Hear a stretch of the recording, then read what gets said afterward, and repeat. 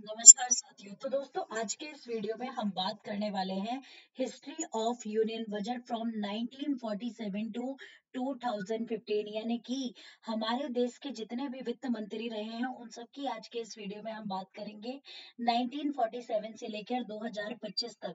ठीक है, तो यहाँ से सभी को हम बात करेंगे और उनके द्वारा किसी भी प्रकार का ठीक है, वो मतलब वो होगा तो उसके बारे में हम बात करेंगे।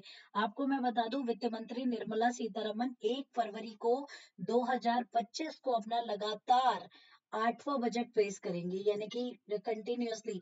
हालांकि इंडिया के अंदर अधिकतम बार, सबसे ज्यादा बार बजट जो प्रेजेंट किया था मोरारजी देसाई ने किया था। ठीक है, तो चलिए इसके बाद अब हम आगे स्टार्ट करते हैं हमारी जर्नी। तो दोस्तों, अगर मैं यहाँ पे बात करती हूँ तो यहाँ पर जो आप ये पिक्चर देख रहे हैं, ये पिक्चर है आर के सन्मुखम चेट्टी जी की, जिनका पूरा नाम रामासामी चेट्टी कदासामी सनमुखम चेट्टी। स्वतंत्र भारत के पहले वित्त मंत्री थे। देश का पहला बजट 26 नवंबर 1947 को पेश किया था और इनके कार्यकाल के दौरान ही योजना आयोग की भी स्टार्टिंग हुई थी, यानी कि प्लानिंग कमीशन बना था। स्वतंत्र भारत के पहले बजट प्रस्तुतकर्ता ने अपने भाषण में कहा कि बजट 7.5 महीने के लिए है। उन्होंने 171.15 करोड़ रुपए का राजस्व, ठीक है, अगर यहाँ पे अगर आप बात करते हैं तो 71, यानी कि 70 और 71 करोड़ का यहाँ पे राजस्व की बेसिकली इनके द्वारा बात की गई थी। तो दोस्तों, ये डाटा मैं आप लोगों को लिख भी देती हूँ ताकि आपको क्लियर रहे।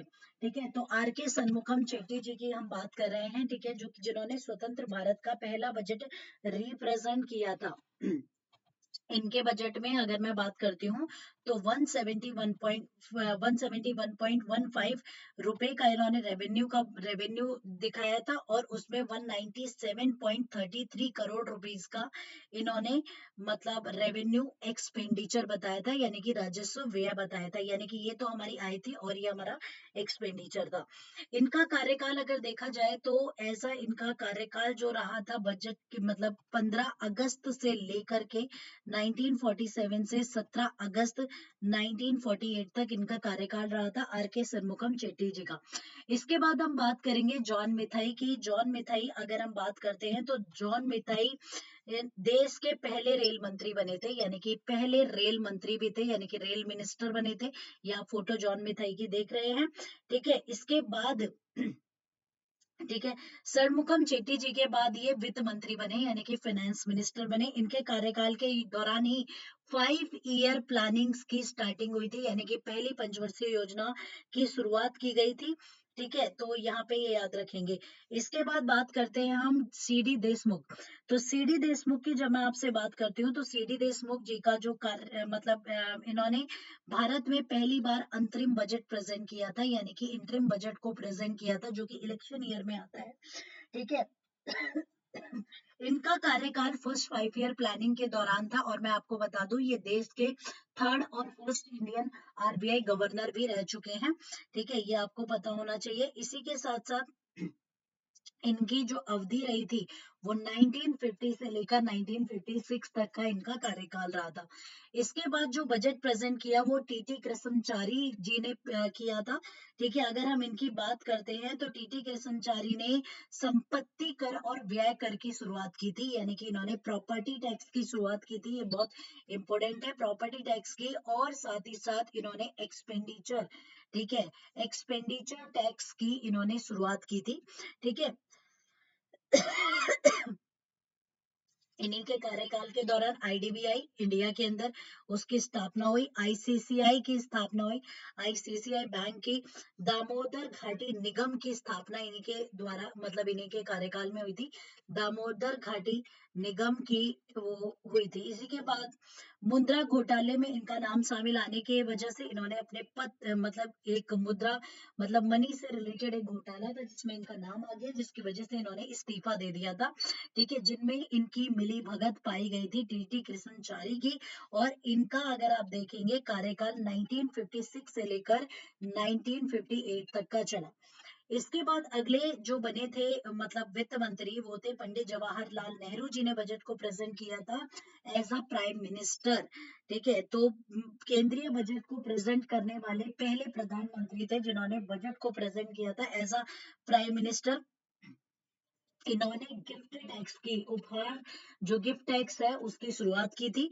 ठीक है, शुरुआत की, और साथ ही साथ मैं आपको एक और चीजें बता दूं कि इन्होंने यहाँ पर जो संपदा शुल्क होता है, प्रॉपर्टी जो टैक्सेस वगैरह होते हैं, उनमें कई तरह के चेंजेस किए थे। इनका कार्यकाल 1956 से लेकर 1978 तक चला था। ठीक है, इसके बाद अगला आता है मुरारजी देसाई। मुरारजी देसाई ने अपने जीवन काल में सर्वाधिक बजट प्रेजेंट किया था, total number of time 10 bar, 10 times इन्होंने हमारे मतलब बजट को प्रेजेंट किया था। ठीक है, इसके बाद इन्होंने कृषि आधारित शोध और विकास को काफी बढ़ावा दिया था। ठीक है, इन्हीं के कार्यकाल के दौरान इंडिया के अंदर इंडियन एग्रीकल्चर रिसर्च काउंसिल, ठीक है, इंडियन एग्रीकल्चर रिसर्च काउंसिल की भी स्थापना हुई थी। इन्होंने हरित क्रांति के बोझ भी, मतलब जो हरित क्रांति हुई थी, हरित क्रांति के बीज पहली बार सर्वप्रथम इनके द्वारा ही बोए गए थे। और आयात लाइसेंसिंग प्रणाली, यानी कि आयात से रिलेटेड, यानी कि इंपोर्ट लाइसेंस प्रणाली की शुरुआत इन्होंने की थी। इनका कार्यकाल 1958 से लेकर के 1963 तक चला था एज अ फाइनेंस मिनिस्टर। इसके बाद दोबारा से टीटी कृष्णचारी बने।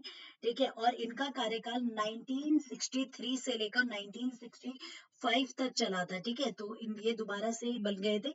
इसके बाद बने थे ठीक है, सचिंद्रा चौधरी। सचिंद्रा चौधरी जो थे, इनकी अगर मैं बात करती हूँ तो संयुक्त राष्ट्र यूनाइटेड नेशन के भारतीय मतलब प्रतिनिधि मंडल में भी थे।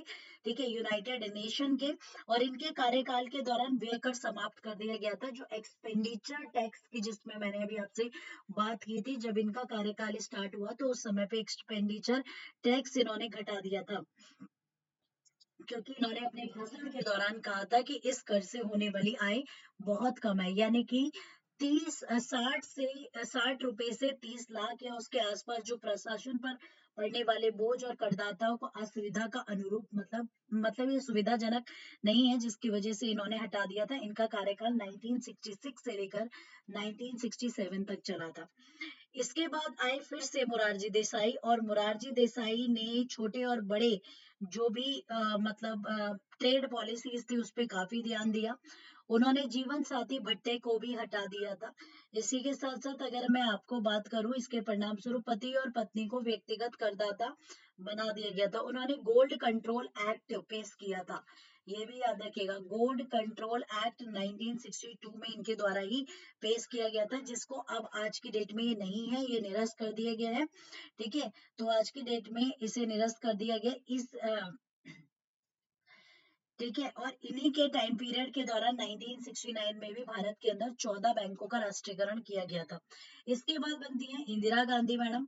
इंदिरा गांधी मैडम भारत के प्रधानमंत्री के रूप में उन्होंने वित्त मंत्रालय का भी कार्यभार संभाला था।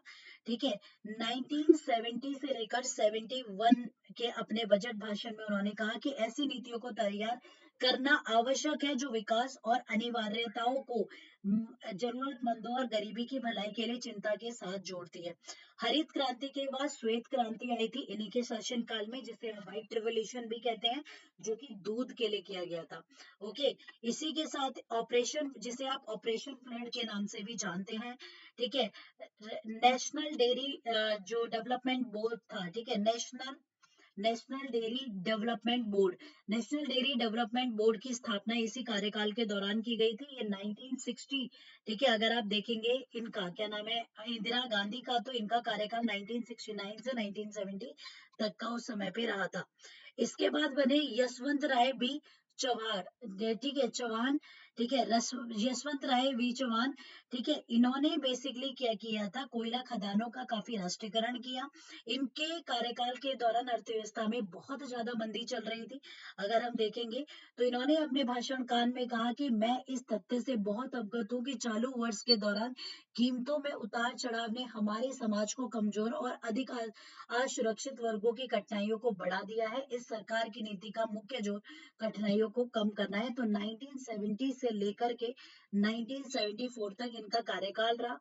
ठीक है, इनका कार्यकाल बेसिकली रहा था इस दौरान। इसके बाद अगले जो आए वो आए थे, ठीक है।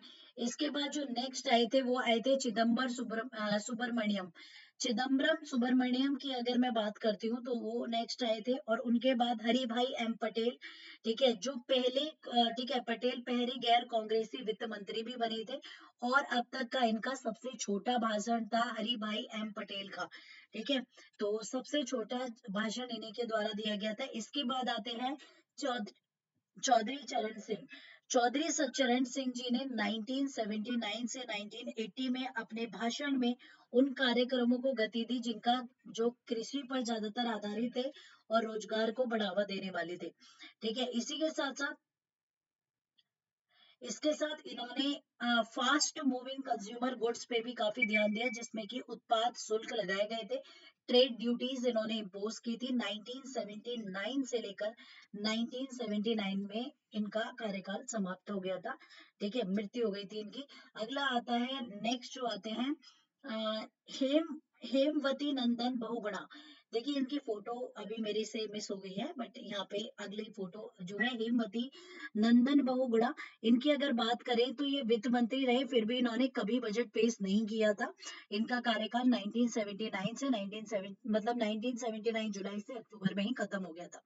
इसके बाद आए आर वेंकटे रमन। आर वेंकटे रमन जो थे ये जीवन रक्षक दवाइयों, साइकिलों, सिलाई मशीनों, इनके ऊपर इन्होंने काफी छूट दी थी। इन्होंने रेडियो पर लाइसेंस शुल्क को भी हटा दिया था, रेडियो पे लेने पे कोई लाइसेंस नहीं है। इन्होंने 1980 से 1982 का इनका कार्यकाल था। उसके बाद आते हैं प्रणब मुखर्जी। प्रणब मुखर्जी खासकर एनआरआई से प्राप्त धन और निवेश पर धन, मतलब एनआरआई से जो धन आता है उसे हम कैसे निवेश कर सकते हैं उस पे इन्होंने एक्चुअली इन्वेस्टमेंट पे काफी ध्यान दिया। इनका कार्यकाल 1982 से लेकर के 1984 तक का रहा था एज अ फाइनेंस मिनिस्टर। इसके बाद वीपी सिंह। वीपी सिंह की अगर मैं बात करूं तो इन्होंने लघु उद्योगों को काफी ज्यादा प्रमोट किया, स्मॉल इंडस्ट्रीज को। देखिए हेमवती नंदन बहुगुणा यहाँ पे आ रहे हैं, ठीक है, उन्होंने बेसिकली किया था। इसी के साथ इन्होंने कई तरह के मतलब करों में सुधार किए, बीमा योजनाओं को काफी सुधारा। तो इनका कार्यकाल 1984 से लेकर के 1987 तक चला। इसके बाद आते हैं राजीव गांधी।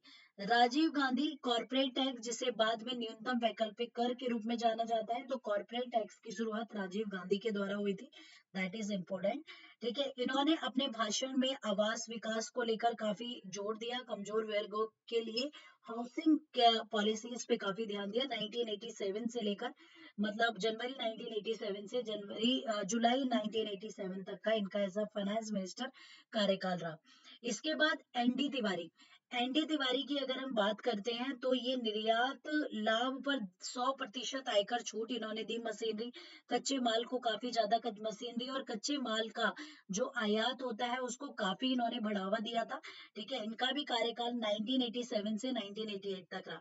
इसके बाद शंकर राव बी चौहान, ठीक है, इनका अगर मैं कार्यकाल की बात करूं तो जवाहरलाल नेहरू रोजगार योजना, ठीक है, इन्होंने शुरू की थी, ठीक है। तो ग्रामीण रोजगार कार्यक्रम इनके द्वारा शुरू किए गए थे, काफी इन्वेस्टमेंट थिंग्स पे इन्होंने ध्यान दिया। 1989 तक इनका कार्यकाल रहा। इसके बाद बने मधु डंडा, ठीक है, ठीक है, मधु दंडवते। मधु दंडवते जो बने थे, कार्यभार इन्होंने संभाला और सेबी की स्थापना की थी, ठीक है। अगले जो थे वो थे मधु, इनकी भी फोटो हो गई है मिस, मधु दंडवते, जो कि 1989 से लेकर 1990 तक बने थे, और इन्होंने basically SEBI security exchange board की स्थापना इन्हीं के उसमें हुई थी। यशवंत सिन्हा की बात करती हूँ तो यशवंत सिन्हा ने 1991 में अंतरिम बजट की आधारशिला रखी थी आर्थिक सुधारों के लिए। अंतरिम बजट की आधारशिला 1991 में रखी, और ये नवंबर 1990 से जून 1991 तक चले। मनमोहन सिंह जी।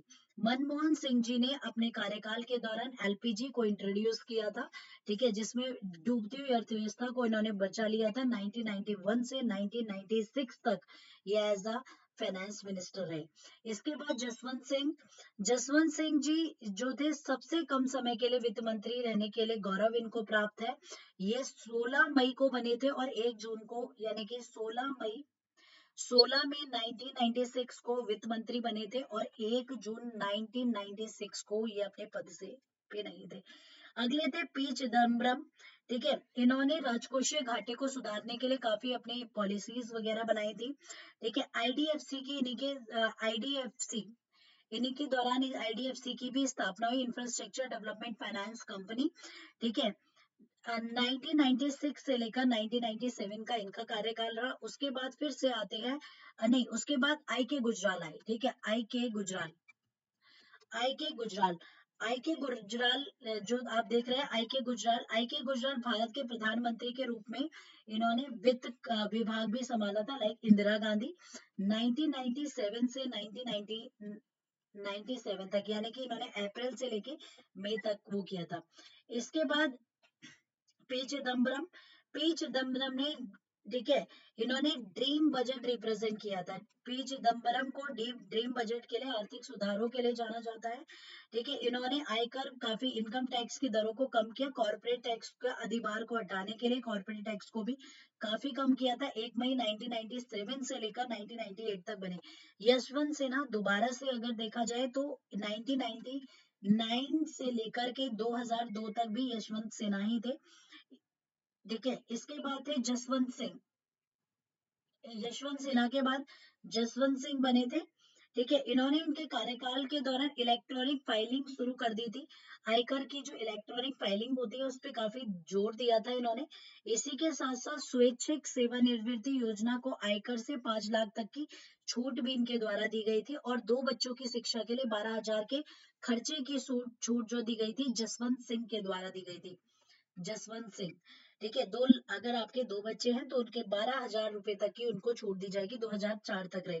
इसके बाद दोबारा से पी चिदम्बरम आए, और पी चिदम्बरम ने 100 दिन के रोजगार की गारंटी मनरेगा योजना के तो मतलब मनरेगा स्टार्ट करी। मनरेगा योजना के तहत 100 दिन की गारंटी की इन्होंने बात कही, जिसमें कि इन्होंने 7 लाख करोड़ रुपए से अधिक के ऋण, ठीक है, माफ कर दिए थे किसानों के। 2004 से 2008 तक इनका कार्यकाल रहा। इसके बाद दोबारा से आते हैं हमारे प्यारे से मनमोहन सिंह जी। ठीक है, अगर मैं इनकी बात करती हूँ तो देन उसके बाद दोबारा से मनमोहन सिंह जी का ही कार्यकाल चला, जिनका 2008 से 2009 इन्होंने प्रधानमंत्री के रूप में वित्त मंत्रालय भी संभाला था। इसके बाद प्रणब मुखर्जी की अगर मैं बात करती हूँ, देन प्रणब मुखर्जी अगर देखा जाए तो खाद्य सुरक्षा विधेयक पेश किया था इन्होंने अपने कार्यकाल के दौरान। खाद्य सुरक्षा विधेयक, यानी कि जो फूड सिक्योरिटी बिल था इनके, उसके दौरान इन्होंने पास किया था। 3G स्पेक्ट्रम एयरवेव्स की नीलामी की थी। ठीक है, तो ये इनके और इन्होंने 2009 से लेकर 2012 तक ये बने रहे। इसके बाद अगेन मनमोहन सिंह जी 12 से 12 तक ही बने। फिर पी चिदम्बरम, ठीक है, जिनका कार्यकाल 14 तक रहा। फिर देन अरुण जेटली बने थे।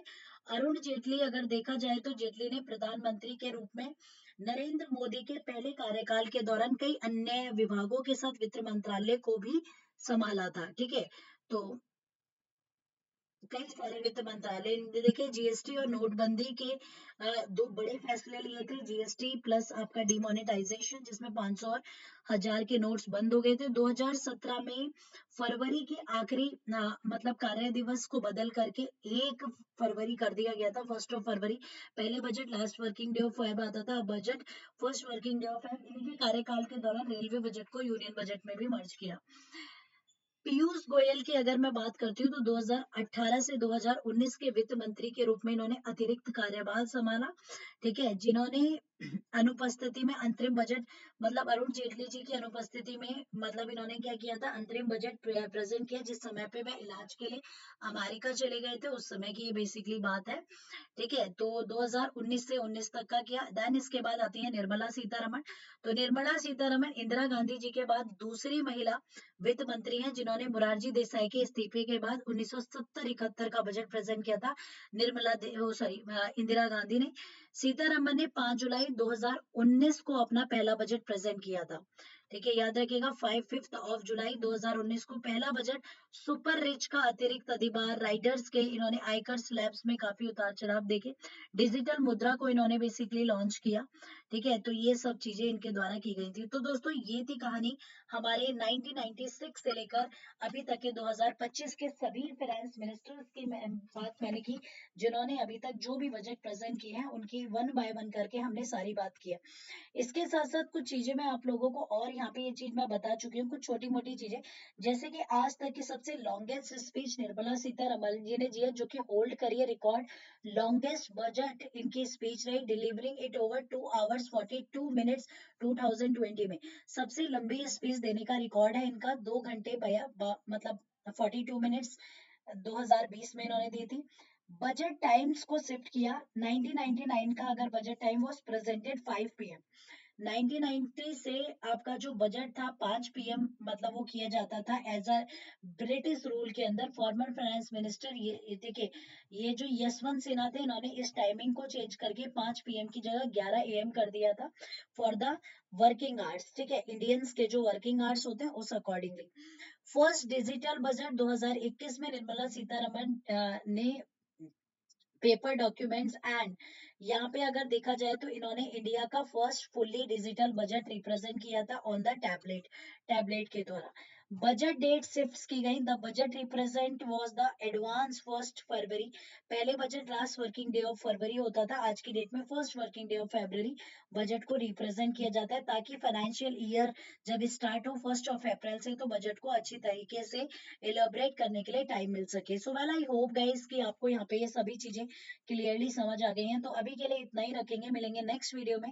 With lots of love and care, thank you so much guys. अगर आपको मेरा वीडियो पसंद आया so do like share subscribe this video, thank you so much. मिलेंगे अगले वीडियो में।